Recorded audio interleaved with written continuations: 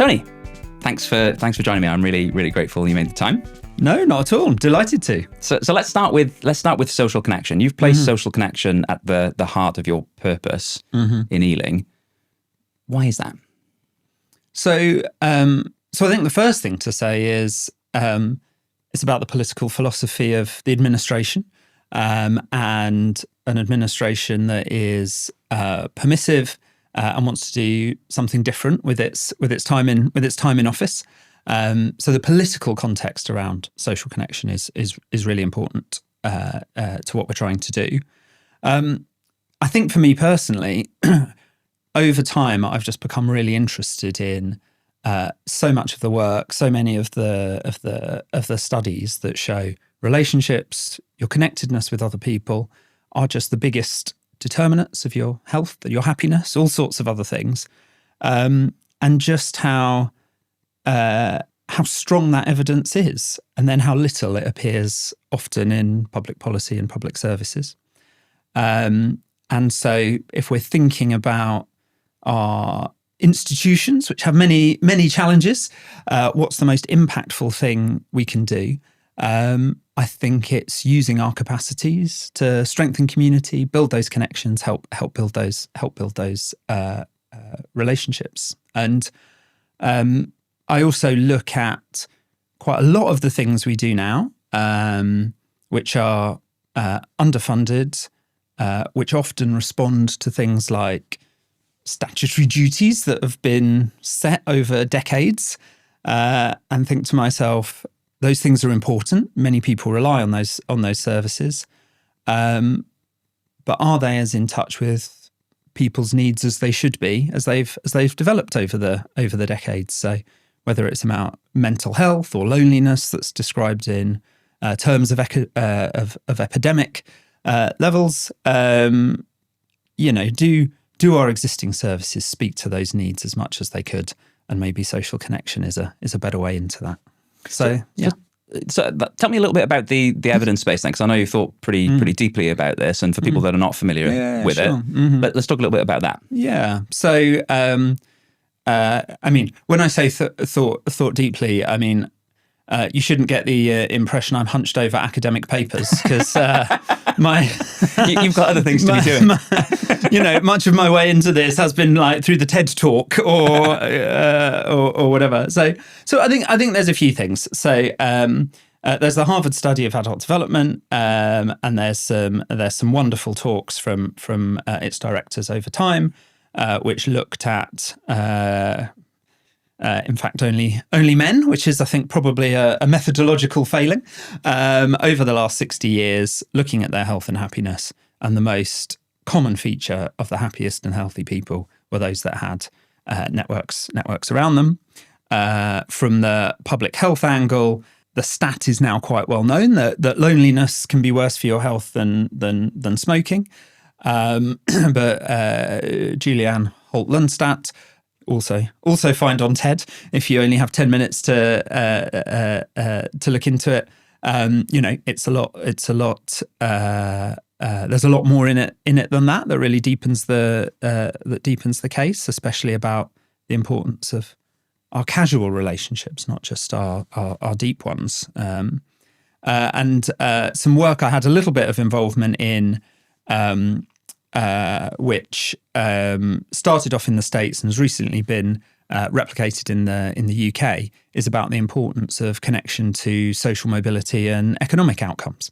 There's just loads there. And then when we talk about evidence-based policy, we just sort of ignore a whole field. I think probably because it feels tricky to get into.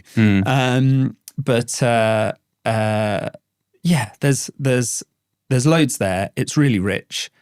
And I think critically from a local government perspective, we're the bit of the state that can make a difference to that. We're not the only social force in society which is impactful in this sphere. But for me, local government has a particular locus to make a difference in that sphere. So there's some of the patterns that sort of put it at the heart of what we're trying to do. So in practice, then, how are you putting this at the heart of your purpose? Because I know you're talking about being part of a connected community. In practice, what are you hoping to do and see happen that results in improvements in relationships and social connection and all the stuff we've been talking about here? Yeah. So one of the ways I describe it is that we have thousands of connections with our community and our residents every single day across all our services.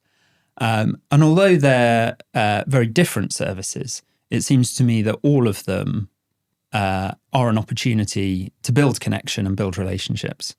They'll do it in very different ways.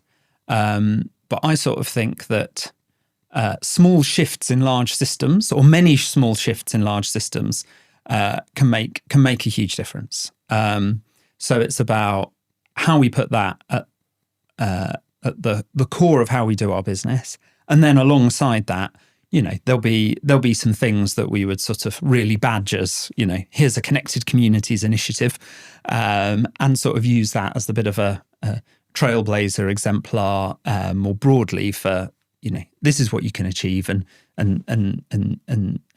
this is the sort of thing you can do. So the real holy grail is that whole sort of organizational shift.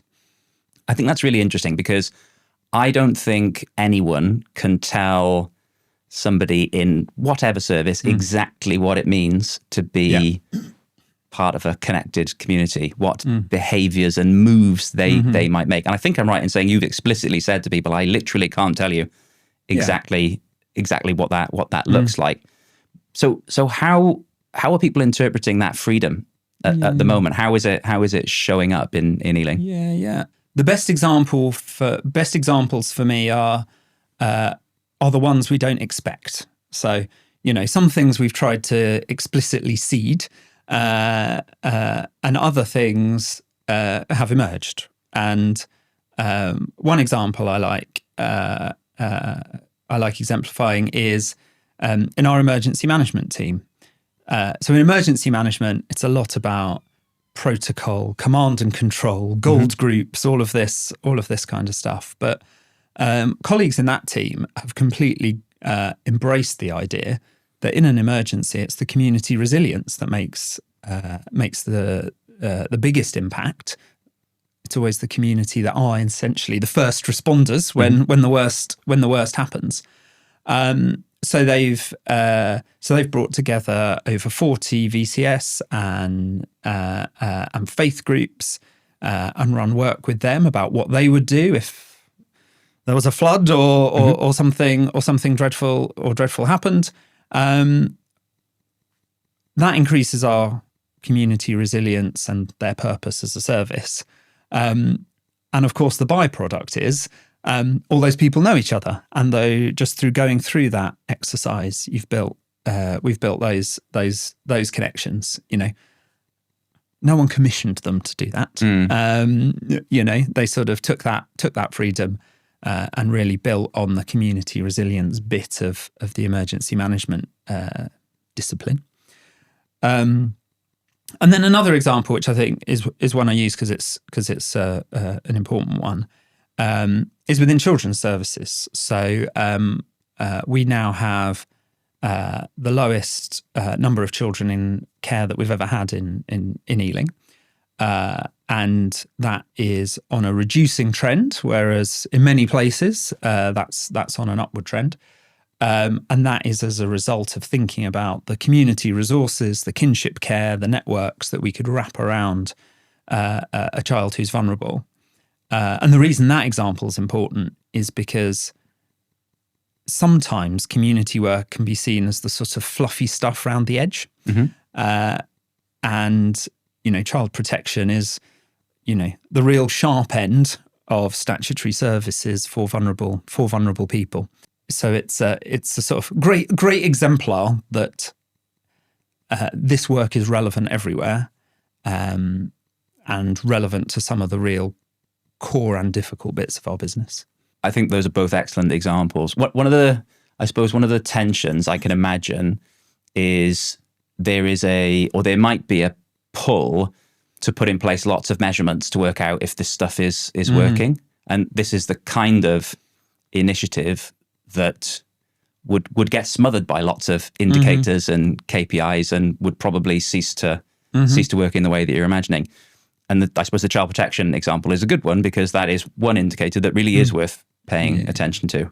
But more broadly, how do you know if it's working? I suppose you can't know for sure, but what is it you're looking for to know if this is working more broadly across the borough? Yeah, it's a great question, and one we haven't cracked and are still wrestling with. So it is an increasingly common practice in the council that as we are starting something, the design at the beginning thinks about what we'll look at the end to see if it's been impactful, and also thinking about the diversity of things that constitute evidence. So yes, there's numbers, there's qualitative, there's stories, and I think lots of this work is an art, but there's more opportunities to bring some science to it, and it will never be perfect. But in my way of thinking, if your qualitative work and your data work and your anecdotes from staff are all pointing in the same direction, it's probably working. We're doing some great work in public health at the moment, or it started in public health. It's more corporate now, about how we're training community researchers and working with academic institutions like Imperial College, and to sort of help build that capacity for learning and assessing the impact we're having. But we're still not there yet, and I still don't feel entirely satisfied with it. And an anecdote I often use is I sort of go back to my university days where I studied anthropology, and I had a lecturer who studied the Russian state. Right. Bear with me. We've got the time. And in particular, the relationship between the state and indigenous groups in Siberia. And he traced this through the Tsarist period into Stalinism, communism, then the post-Soviet period. Huge historical shifts. But assessing the sort of lived experience of people engaging with the Russian state, if you wanted your local official to do something with you, for you, you still had to bribe them with a bottle of vodka, whether it was the Tsar, Stalin, or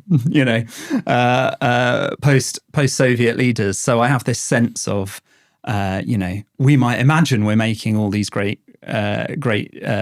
shifts within the council, but until we can find some ways to truly capture on a bigger level the nature of those interactions changing, I'm sure none of my staff are bribed by bottles of vodka, but whatever our equivalent of that is, for the avoidance of doubt, that is not what we're saying. is that changing? So that is my very long and roundabout way of saying I don't think we've cracked it. It's not something I'm sort of satisfied with yet, but our practice is improving in the area, I think. How do you sit with that then? Because that's a tricky place to be in, isn't it? There's enormous amount of ambiguity, I suppose. Then at this point, how do you deal with that? Well, I think it's sometimes about some realism about what our current measures show us. So some of look, the metrics are important. The KPIs are important in lots of services, but they are only partial. But they feel comforting because they're so neat and they appear on graphs and tables. So I think it's the ambiguity is absent in the status quo. We just choose to recognise it less because the way we report back looks simpler and neater. But yeah, there probably is more inherent ambiguity. But lots of public servants live with ambiguity, right? Talk to a social worker who's trying to build a relationship with, a child or a family that might have troubles in their lives. They're holding all sorts of tensions: the strengths, the weaknesses, the risks. This isn't foreign to public service. Yeah, but I think we're going into the territory of the nature of complex problems, I think, aren't we? And when dealing with complexity, ambiguity is unavoidable. It's just part of the deal. And often we try to pretend that complexity doesn't exist and explain it away and wrestle it into measures that actually are just a sort of, I suppose, not really a true representation of reality. Where I'm going with this is that a few weeks ago we were having a chat and you mentioned that one of the most important things to be able to do in your role, or indeed as senior leaders, is to be able to spot the difference between the kinds of problems that you're dealing with when you're dealing with a wicked problem or a complex problem and when you're dealing with a more tame problem. Can you tell me more about that? Why is that important? So obviously, some of this stuff comes from some of the theory around adaptive leadership and other things, and it's increasingly common for training and leadership development to be in this space and using that framework of sort of, I think, tame and wicked, or there's various other framings of it, and I think there is a implication almost that, just in the language, that wicked problems and the people who can deal with them sort of sit on a higher level and a higher plane. This is where you need your, deep skills for and everything else. And, tame problems are just sort of business as usual. And I guess my experience in this job is actually sometimes the tame problems are really hard and take real resilience, grind, and perseverance to work through. But actually, the confusion can go both ways.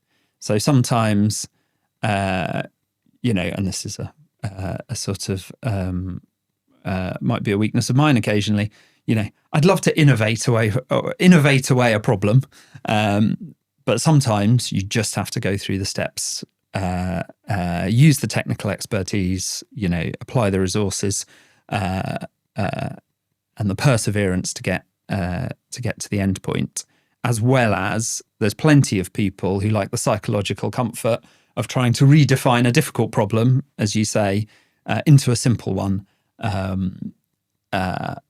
because it's just more comfortable not to engage. So engage with that complexity. So I think my real point in this is just the skill and capacity of correctly identifying them and picking the right set of tools that work for each. I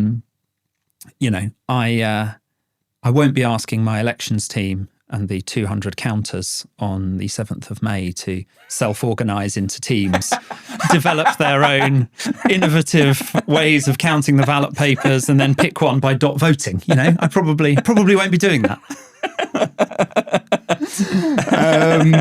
Have some courage. I know indeed. Maybe I'm just too timid.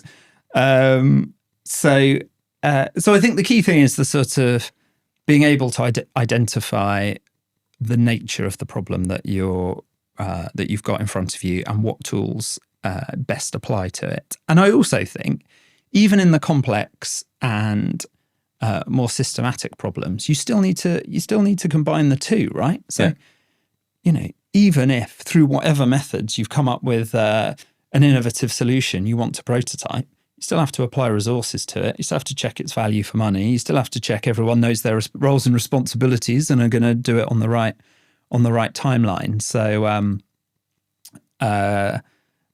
So even in the complex space, we can't neglect the practical tools that are sometimes required to get things done in a public sector institution. Yeah, I mean, in practice, how does this shake out when you're in your senior leadership team meetings? Are you having these conversations about what kind of problem are we dealing with here, or is this just something that is now ingrained into people's way of thinking in Ealing, and they're able to, reasonably easily determine, well, this is a Tame problem. We need a plan. We need some experts. We need to trust those experts. Or this is a wicked problem. We need to trust the people to figure this out together. Are you having conversations like that? Yeah, I think we do, sort of organically, really. I don't think we sit there and look at each item and go, what column does this sit in? But I think that is inherent to the business of local government. And I guess the other thing about the sort of tame and wicked problem is not just the right methods, but the right people as well. You know? Completely. People will have their leanings and skills across those domains. So in a diverse leadership team, one thing I'm often thinking, and I don't just mean this in my SLT, but more broadly within the organisation, who's the right person that's going to get this? And also almost, who's the right person that's going to relish this problem? Sometimes a problem can sap you. Sometimes you're like, oh, this is just the sort of problem I love. Gives you energy. Yeah, exactly right. So I don't think we frame it explicitly in that way. But I think it's the nature of our business. One of the difficulties we have, the vast majority of our clients are local governments, and we also do some work in the NHS, is that most of the problems we're working on are wicked problems. We do lots of work in homelessness, we do lots of work in social care. And the nature of making improvements and changes and testing new ways of working in those types of situations is that they don't lend themselves to linear, step by step. We do these things, we get this outcome. Just doesn't work. Doesn't work like that. But we're often in a situation where people really want that certainty. Yeah, they really want a plan. They really want to know exactly what's going to happen and exactly what's going to come out the other end. And I understand that need and the desire for that, but it is problematic because you often get into a situation where you have to. You sort of have to pretend that you're not dealing with complexity when you really are. And do you face that? Because I suppose internally you can have those conversations in your SLT and you can say, look, we're not dealing with a linear problem here. We're dealing with something much more wicked. But you do have other partners in the system. You do, of course, have your relationship with leader and members. How do you square that? So part of it, I think, is holding a space and being able to narrate what's going on. And there's various ways we do that, and we've chosen to sort of build our capacity within the organisation to do that well. And I think you've interviewed here a couple of my colleagues who would be the people I would point at to help us hold that space.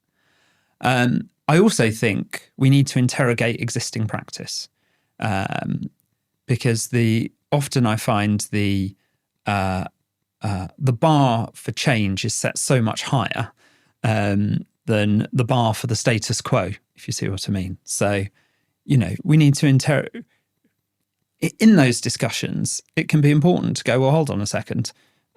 We've got loads of linear solutions, but we still have a homelessness crisis. We still have social care that's not delivering what it needs to. So there's a way of sort of not denigrating people's work in the slightest, but just a clear-eyed view of what we do at the moment.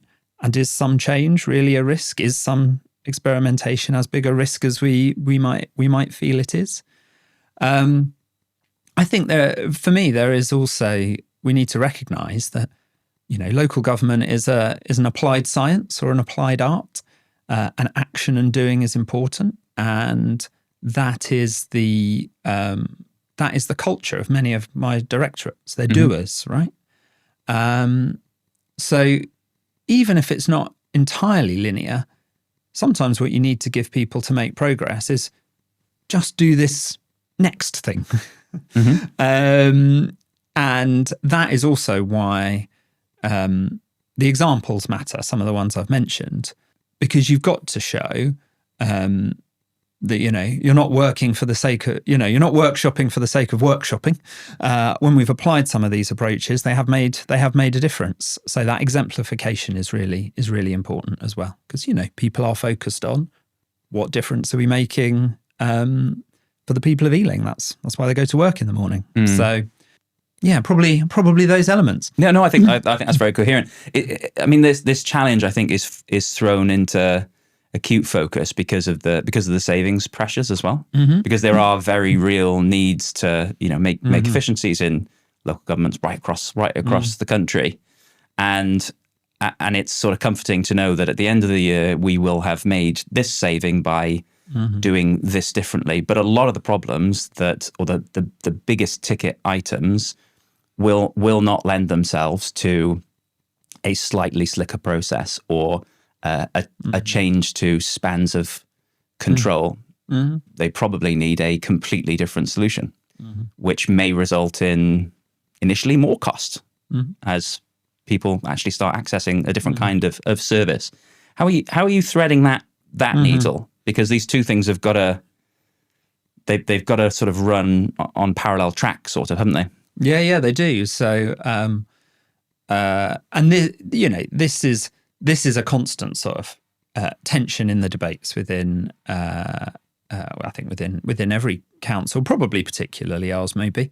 And people often say to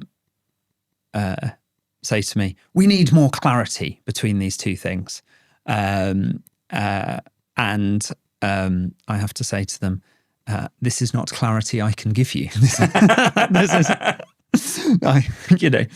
This is inherently difficult and complicated. I cannot clarify it away. And I think I probably give them the somewhat unsatisfactory response of two things can be true at the same time. We need to balance the budget this year, and we need to build the bridges to the future that better serve our residents and make our institution more financially sustainable.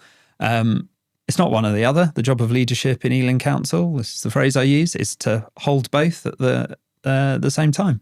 Yes, which I think sometimes my colleagues find not an entirely satisfactory answer, but I think it's probably the truest answer. It is the messy truth. How have you organised your governance to be able to do those things? Have you made any changes to that? Because I almost think that these two things need, if we think in adaptive leadership terms, they need two different mindsets. To be dealing with this sort of with complexity and longer term view and need for testing and prototyping and all that stuff. We need to be up on the balcony, or but when it comes to balancing the budget at the end of the year, we sort of need to be down in the arena or on the dance floor, and we need to be thinking, no, literally, how is this going to balance out at the end of the year? And those two things are very difficult, just from a state of mind thing to hold together over short periods of time. How have you dealt with that? Well, we haven't changed anything in sort of formal constitutional governance, and I think we've gone through a cycle of this, and I don't think there's any sort of perfect answer. I would say in my first couple of years in this job, we tried to do both together. So, our short-term measures should also set the foundations and help enable the longer-term ambition.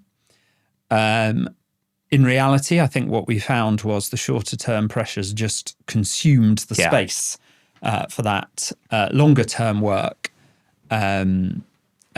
Sort of despite our best efforts, so we now have more of a twin track approach.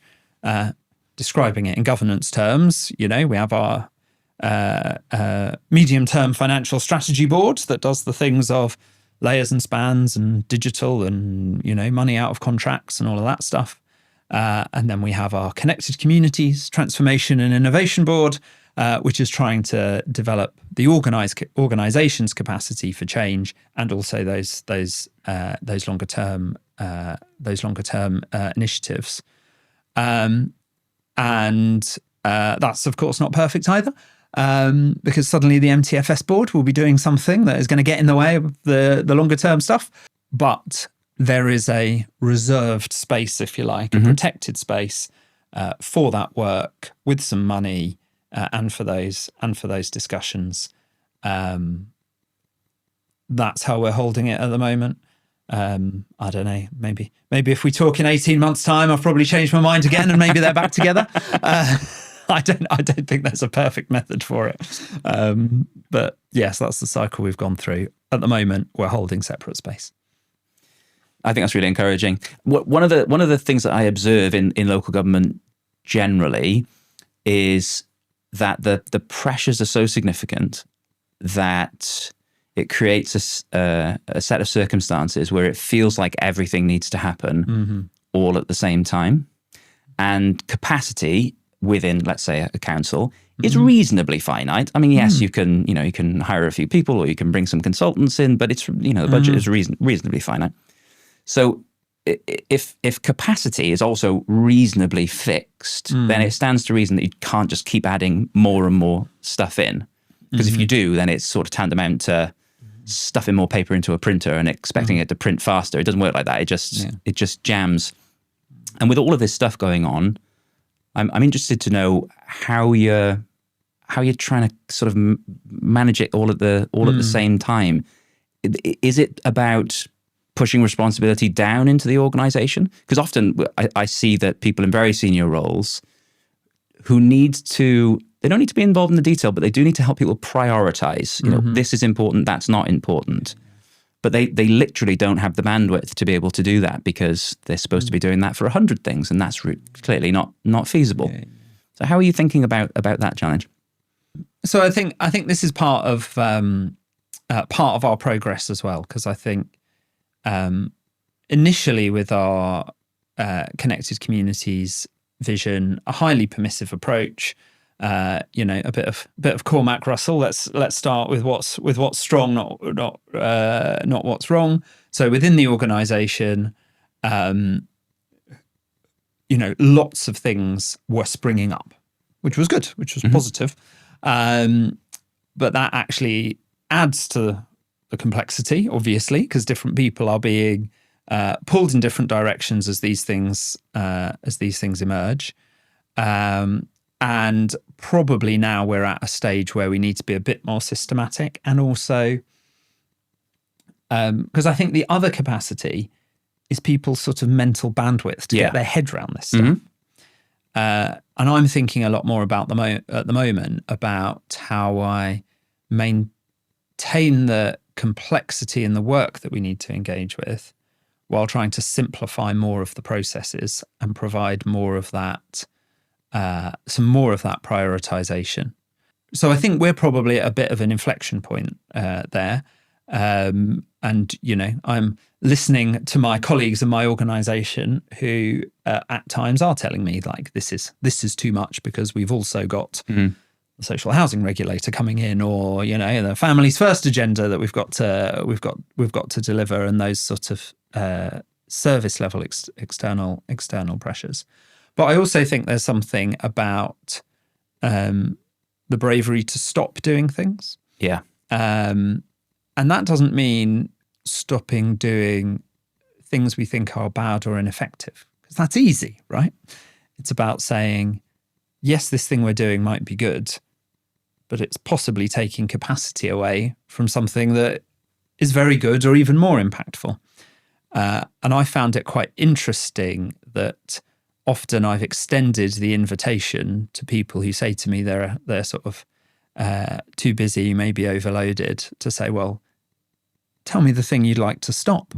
And people want to hold on to their, people are not forthcoming about, no, I want to stop this. And I can understand that, if you've been running something for a while, you're invested in it, you don't think it's, you think it's a good thing, and it often is. But that's an interesting conversation we've been having in the leadership team about, do we need to go a step further than inviting people to stop things, than sort of having a bit more of a intentional decision making about, saying that there are things we're gonna deprioritize. Yeah, don't know. That's what we're wrestling with at the moment. No, I'm wrestling with it as well, because I think that there's not that much thinking, I don't think, about what a much more adaptive model of holding these tensions together, of the need for sort of short-term savings and improvements with longer-term transformational change, adding to this complexity, way too many things happening all at the same time.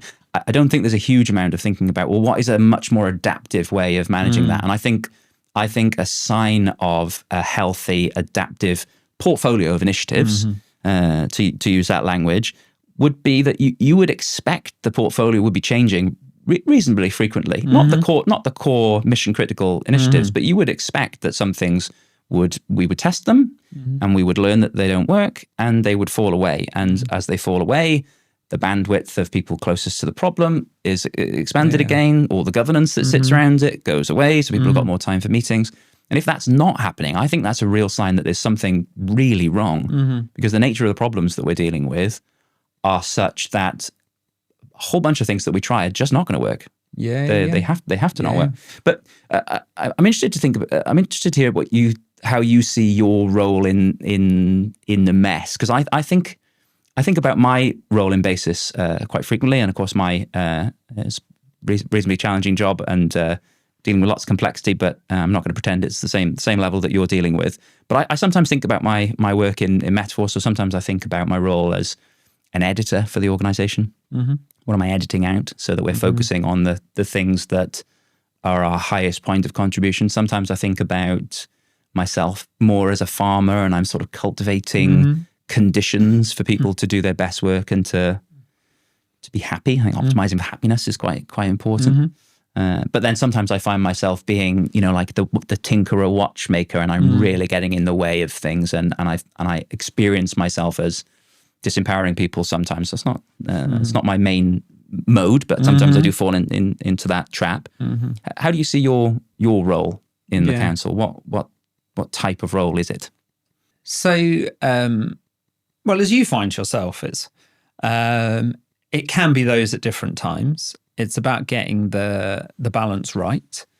I think sometimes the detail does need your attention.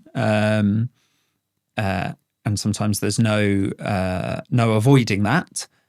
You've still got to do that well, in a way that's sort of adding value rather than getting in the way.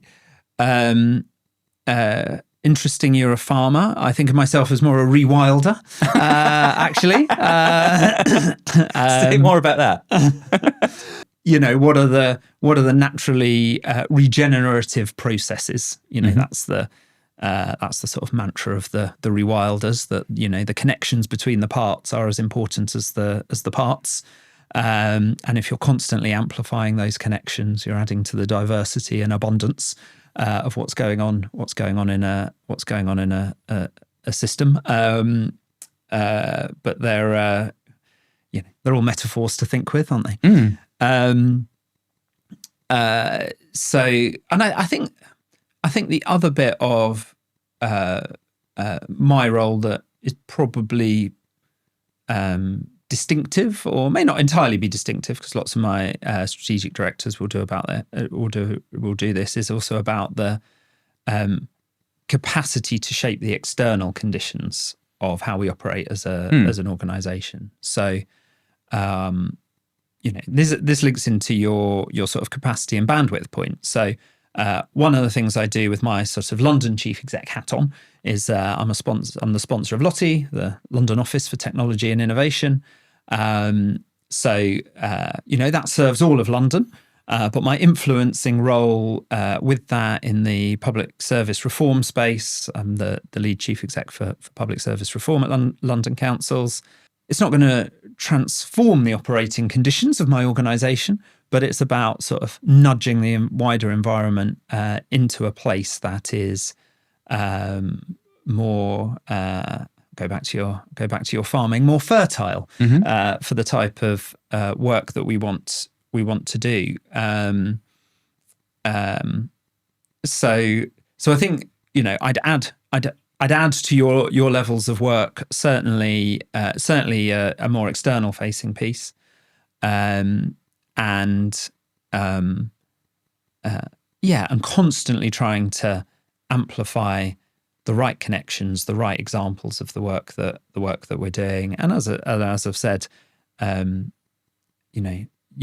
there as editor, in recent times, I am thinking more about the prioritization within the organization. And I think part of that prioritization, is, what do we do in collaboration with other boroughs, which is where LOTI comes in. LOTI doesn't run adult social care. It's another version of that protected space that I've tried to create within the council, but a sort of protected space that boroughs can come together to learn and innovate together. And I think that collaboration is going to become a bigger and bigger feature of certainly the London system, but maybe our sector as a whole. Well, I'd like to talk a little bit about that. I think this is one of the things that I feel very privileged for, is that we get to work with an enormous amount of local authorities, and we just see how other people deal with common challenges. Of course, the nature of those challenges are sort of slightly different in every locality, but just the insight that we get from seeing the ways other people approach those challenges, I think, can be valuable when we share it with our colleagues in a new organisation. So I'm interested, with your LOTI hat on, what opportunities do you see for collaboration, for innovation, for I suppose those two things. What opportunities are you seeing at the moment? Yeah, so I think there's a lot. So if we're going to do things differently, we need new and different methods, right? And some of those capacities we are not going to develop on a borough level, but we could collectively. So I think about LOTI's recent role in supporting the borough's adoption of AI, right? So LOTI employed an AI ethicist. Ealing is not, 32 boroughs are not going to employ 32 AI ethicists, but as you're putting together your policy and approach to AI in quite a contested space, it's really important you think carefully about these things. Something else LOTI did was a whole day on adult social care, and had actors acting out the real experiences of people in the adult social care system. And it had people from councils, people from the private sector, voluntary sector, NHS. There were some nice touches. They sort of pumped in a hospital smell at a point where someone was being admitted. We could have a go at that on a borough level. Smell or no smell. But the interesting point about that was people from different sectors seeing the system as a whole, sometimes for the first time, and from the residents' perspective. We're only going to do that sort of thing on a sub-regional, regional basis to sort of learn together, and we would struggle to get that diversity of views and perspectives on a borough by borough basis. So, we're not going to solve adult social care in a day, but I think it begins to show the potential for how we can expand that space for innovation together. If you're still here, my assumption is you're finding this conversation useful. We're recording these interviews because we think it's important to share stories of people who are leading and designing more human, impactful and relational public services, and we'd like as many people as possible to see them. If you think you can help us with that, then I'd be so grateful if you did one of three things. You can just like the video, and that'll help other people to find it in future. You can leave us a comment and let us know why you stuck around, or you could subscribe to the channel. And honestly, I've got no good reason for that other than it would cheer me up. Okay, back to the interview. A lot of the thinking around improvement, be it at a borough level or at a regional level, has been about, optimizing efficiency, has been about incremental improvements. But I think there's less conversation being about optimizing our work and working conditions for learning. And learning is often an afterthought. We get to the end of a big piece of work and initiative, and it's too late to learn at that point, especially if we've spent lots of money and if we've been very public about the work that we've been doing, because it creates an enormous tension to, not to, I suppose, to downplay something that hasn't gone so well sometimes. Yeah. What kind of learning are you getting from the LOTI forum? Is that finding its way back into Ealing? Yeah, no, absolutely is. So, and sometimes and this matters sometimes when you've got limited bandwidth, in an easily consumable way, right? So I'll go back to the AI example. If you go on the LOTI website, there's a whole set of like draft policies which LOTI have put together based on the experience of working with boroughs, other sectors, and you'll need to adapt them for your organisation, but they've been built up through that learning and are is an easy product to consume if you like. So. And then with lots of their data and data sharing work, some of the plumbing of this work is really difficult to do, and data's a sort of classic one. What do you mean by plumbing? So the sort of some of the real basic infrastructure, right?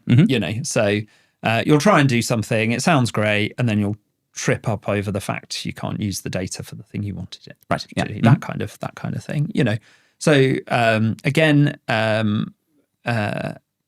it's not the most exciting stuff, but LOTI's demonstrated that by following some models, you could put together those data sharing agreements in weeks, not the months that it might have taken in the past. So that's another good, practical, easy to apply example about those learning conditions.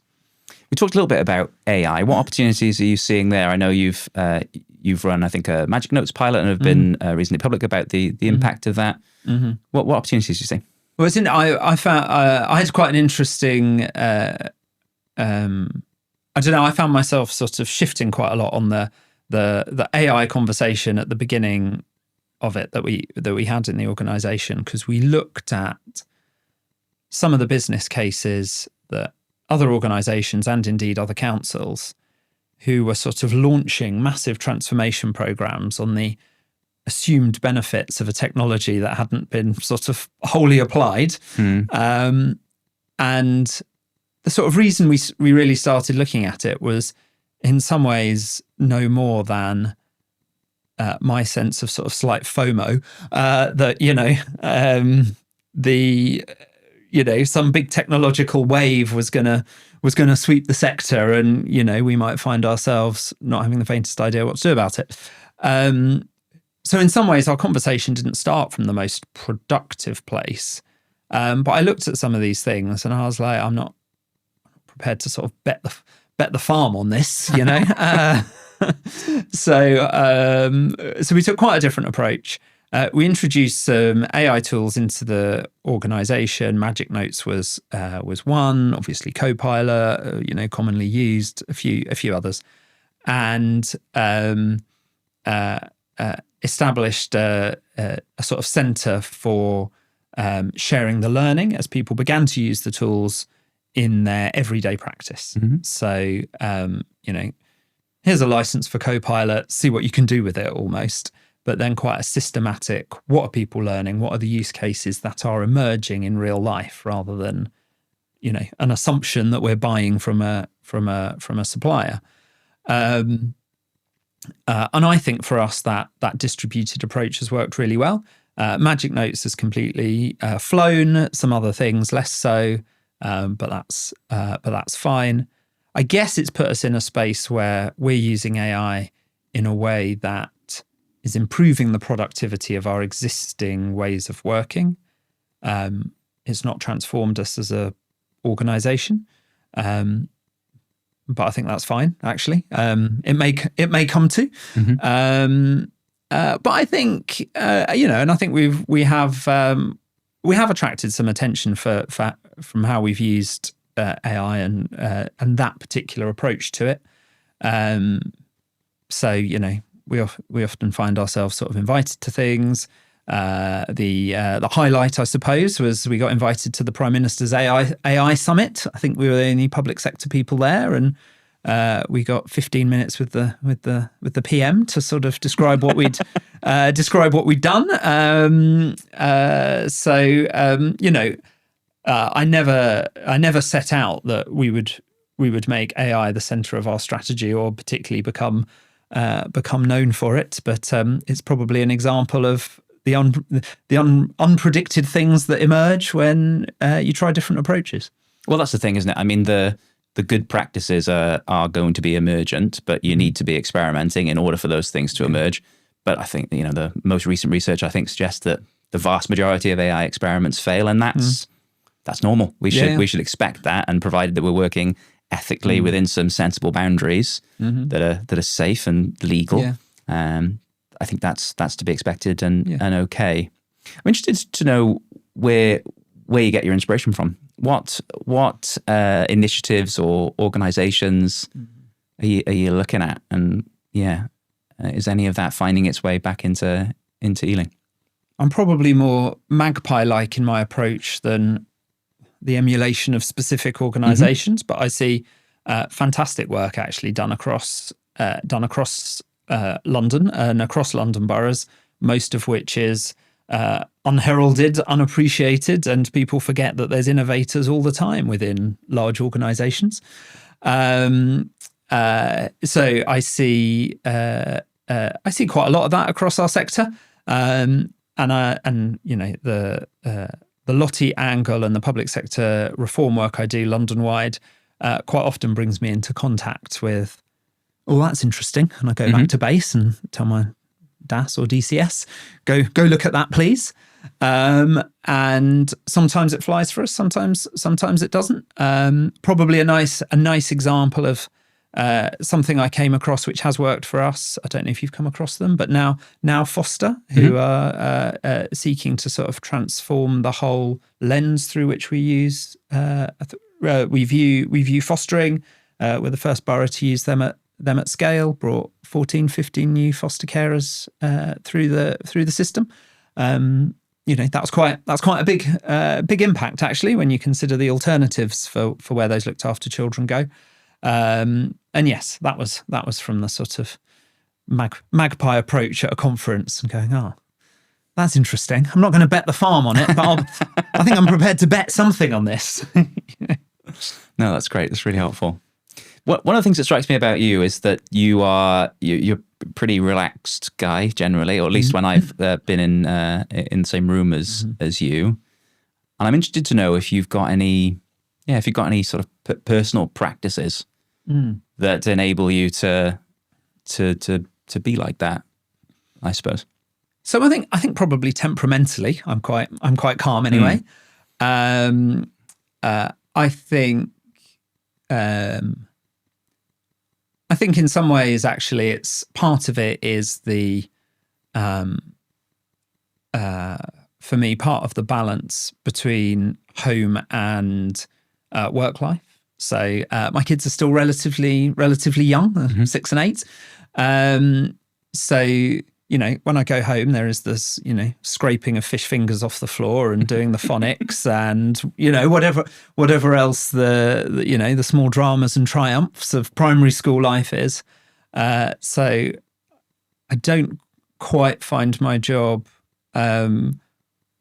all consuming in the same way, because there's there's some other needs to meet at home, which I think probably helps some of that balance. I mean, sometimes I find life all consuming when you try and do both those things. But then I think there is something important about being able to hold some of the risks and anxieties in a system as a senior leader as something that enables others. And I was watching Men in Black with my kids. Where is this going? with my kids recently. But again, this is one to bear with me, Joe. And I don't know if you know the film. Very well. But Will Smith goes into the Men in Black facility for the first time, and Tommy Lee Jones is telling him what's happening that afternoon, and there's a Archillian battle cruiser about to destroy the world, and Will Smith freaks out and goes, "What are we going to do about this?" And Tommy Lee Jones says, "Look, there's always a battle cruiser or an intergalactic plague or a alien invasion. We can't lose our heads about this because we're the people, who need to deal with it," or, slightly more dramatic words to that effect. And there is something about the nature of local government that, there's always a regulatory intervention you're worried is going to go wrong and wreck the council's reputation, or a difficult safeguarding case you might be being kept up to date on, or something that the council has messed up in the community, and the community and councillors are up in arms. There's always those things, but I don't think it serves anyone to have senior leaders in a flap about it, even if you're articulating and narrating what they are. So there's a great Haitian proverb that I often say to folks in basis: beyond the mountains, more mountains.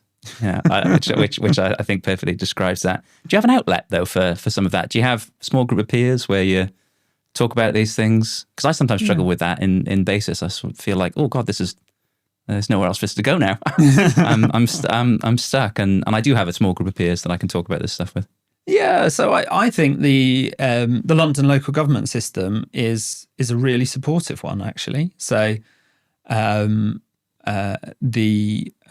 chief exec group meet about every 6 weeks across the whole of the city, and then in our West London group every month or so. There is a really open environment there for people to, share their problems and their triumphs. And I would feel extremely confident that the vast majority of my colleagues, if I said, "I'm really worried about this, can you help me out?" would lean into it, and indeed vice versa. So I think there's some colleagues in that London chief exec group. Andy Donald from Haringey chairs it. Ali Griffin at London Councils have done really well in their leadership to curate that. Mm-hmm. Other groups of chief executives, occasionally there's sort of egos and alpha behaviours, and they may be, sometimes those forums, I think for others, can be the least comfortable forums, but that's not what we experience in London, and I think it's actually a big benefit of the London local government system. That's great. Well, look, we're coming to the end of the conversation. Mm-hmm. Just a couple of relatively quick-fire questions. Okay. Give me a book that's influenced your thinking. Why don't I just tell you what my favourite books are, and go on then. You can, I don't know how much it influences or chimes with my thinking, but I completely love Philip Pullman's Dark Materials trilogy.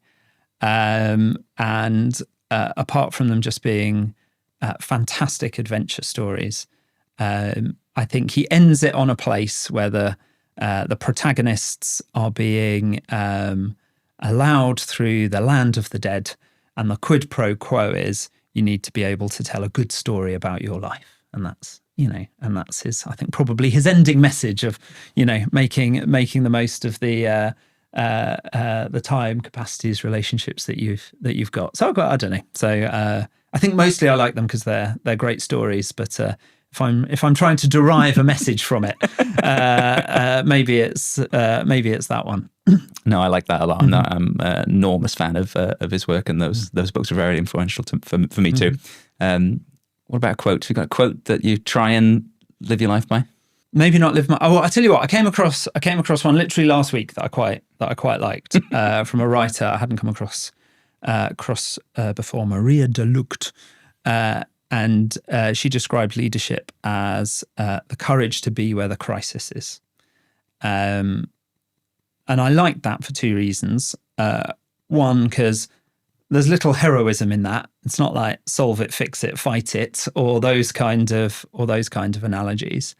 But I think there's something really important in, in lots of places, it's easy to find something else to do, like maybe choose to work on the Tame problem. And probably the first act of leadership is to just be prepared to stand in that space and not, rationalize why you ought to be standing somewhere else a bit easier. So I don't know. Yes, not one I've lived my life by, but came across it last week and it resonated.